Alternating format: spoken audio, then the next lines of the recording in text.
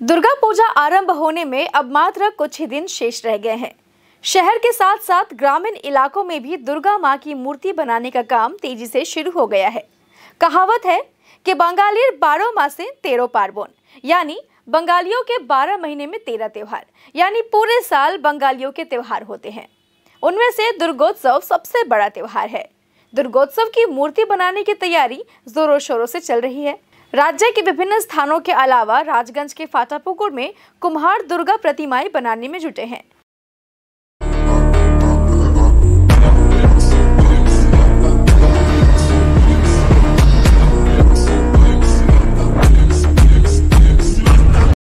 इस संबंध में कुम्हार ने कहा कि मैं 22 साल से कुम्हार का काम कर रहा हूं। हम पूजा के लिए हर तरह की मूर्तियां बनाते आ रहे हैं। मैंने चैत्र माह से मां दुर्गा की प्रतिमा पर काम शुरू कर दिया है। बाजार में मूर्तियों की मांग है। इस साल मुझे करीब 40 दुर्गा मूर्तियां बनाने का ऑर्डर मिला है।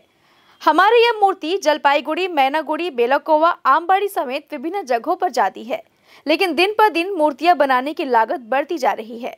इसके अलावा श्रमिकों की मजदूरी में भी वृद्धि हुई है। उसके मुकाबले मूर्ति की कीमत नहीं मिल रही है। भुजेन राय এবারে দুর্গা পূজার ঠাকুর দুর্গা বানাই। এখানে তো অনেক জায়গায় যায়, যেমন বেলাকোবা যায়, বাগডোগরা যায়, ইসে ময়নাগুড়ি যায়। ময়নাগুড়ি ঠাকুর কালকে নিয়ে গেছে, ওটা আসে ভালো।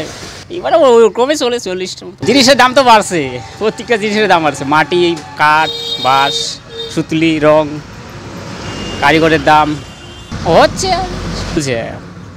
12 মাস চলে টুকটাক কাজ।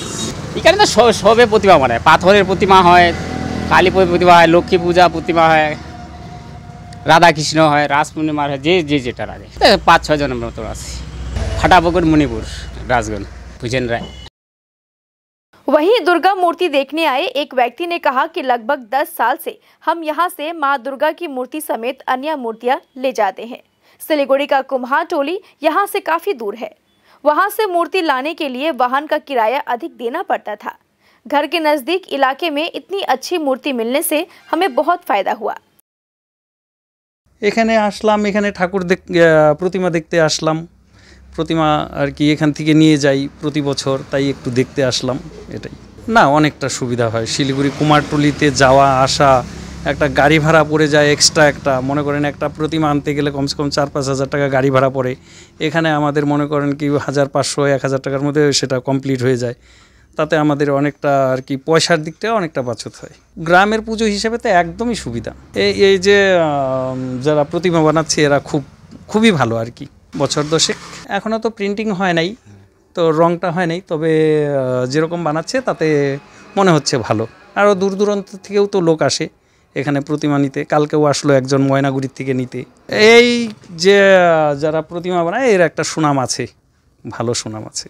এরপর আবার কালী পূজার অর্ডার দিব আমরা। কালী পূজাও এখান থেকেই নেই প্রতিমা। আমার নাম সুশীল মণ্ডল, আমি মোগরাডাঙ্গি বাড়ি আমার। राजगंज से सुदीप विश्वास की रिपोर्ट, सिलीगुड़ी टाइम्स।